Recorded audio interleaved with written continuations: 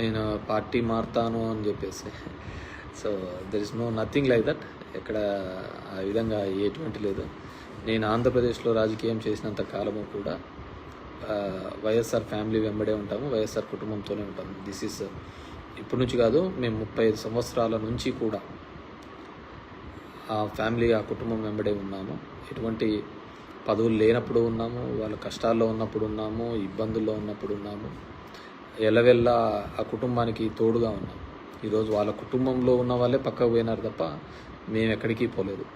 So మేము ఎక్కడికి పోవటం లేదు. I will be with YSR party only. గెలుపు ఓటములు వీటి గురించి కంటే కూడా మనం నమ్ముకున్న వాళ్ళకు అండగా ఉండాలి అనేది నేను మొదటి నుంచి నాకున్న భావన. సో నేను యాక్చువల్గా బేసిక్గా పాలిటిక్స్లోకి వచ్చినది కూడా అదే విధంగా. మా నాన్న ఆకస్మికంగా చనిపోవడం జరిగిందో, మా చిన్నాన్న అప్పుడు జైల్లో దూరంగా ఉన్నాడు.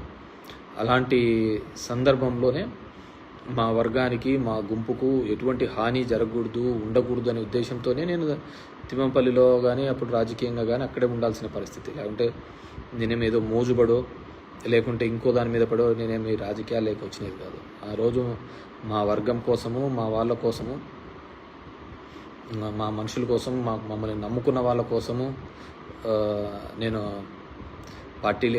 రాజకీయాల్లోకి రావడం చెప్పింది. ఈరోజు కూడా అంతే. మేము వైఎస్ఆర్ కుటుంబాన్ని నమ్ముకున్నాం. సో మంచినా చెడైనా వాళ్ళతోనే సేల్ అవుతుంటాం తప్ప ఇంకా వేరే ఆలోచన అంటూ ఏంది ఉండదు. నేను పార్టీ మారుతాను అని చెప్పేసి.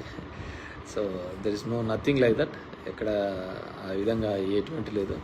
నేను ఆంధ్రప్రదేశ్లో రాజకీయం చేసినంత కాలము కూడా వైఎస్ఆర్ ఫ్యామిలీ వెంబడే ఉంటాము, వైఎస్ఆర్ కుటుంబంతోనే ఉంటాము. దిస్ ఈస్ ఇప్పటి నుంచి కాదు, మేము 35 సంవత్సరాల నుంచి కూడా ఆ ఫ్యామిలీ, ఆ కుటుంబం వెంబడే ఉన్నాము. ఎటువంటి పదవులు లేనప్పుడు ఉన్నాము, వాళ్ళ కష్టాల్లో ఉన్నప్పుడు ఉన్నాము, ఇబ్బందుల్లో ఉన్నప్పుడు ఉన్నాము. ఎల్లవెల్లా ఆ కుటుంబానికి తోడుగా ఉన్నాం. ఈరోజు వాళ్ళ కుటుంబంలో ఉన్న వాళ్ళే పక్కకు పోయినారు తప్ప మేము ఎక్కడికి పోలేదు.